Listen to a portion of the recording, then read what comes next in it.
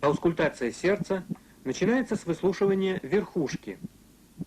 Для отличия первого тона от второго звуковые явления сопоставляют с верхушечным толчком или пульсацией сонной артерии.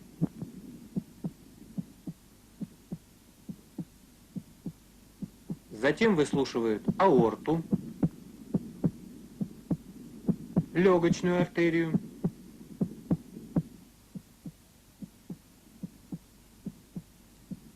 трехстворчатый клапан,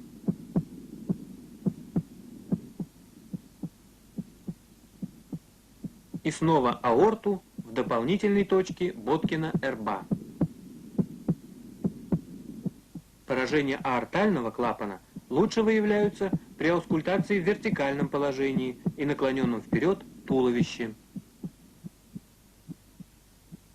А патология митрального клапана в положении больного на левом боку.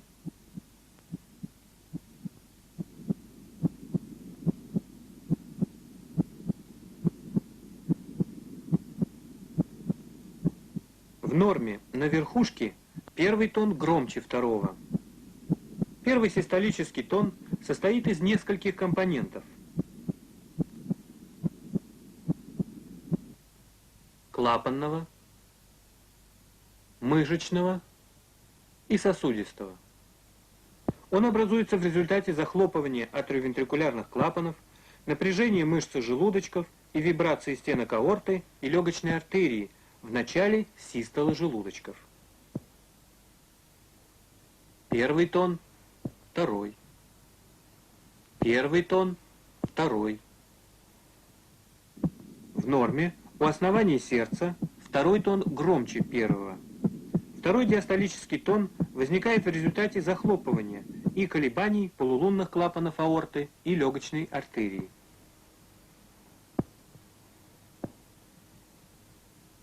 Первый тон, второй тон.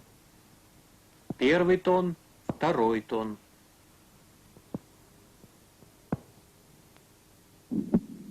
При недостаточности митрального клапана на верхушке выслушивается ослабление первого тона и систолический шум, проводящийся в левую подмышечную область.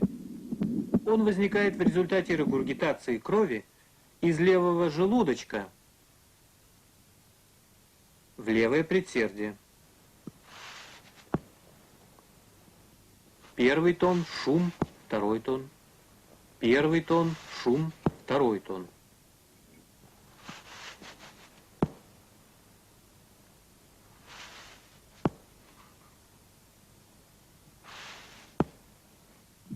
При митральном стенозе на верхушке слышен хлопающий первый тон, щелчок открытия митрального клапана и диастолический шум. Шум возникает в результате затруднения тока крови через суженное левое атриовентрикулярное отверстие.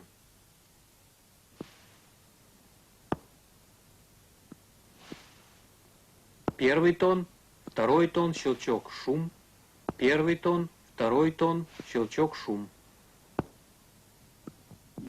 На легочной артерии при митральном стенозе выслушивается акцент и расщепление второго тона. Они образуются при повышении давления в легочной артерии и неодновременном захлопывании полулунных клапанов.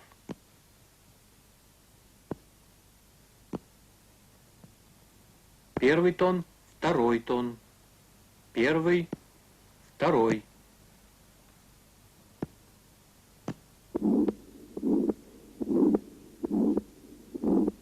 При аортальном стенозе наблюдается ослабление первого и второго тонов и грубый систолический шум на аорте, проводящийся на сосуды шеи. Шум возникает в результате сужения устья аорты и затруднения тока крови из левого желудочка в аорту.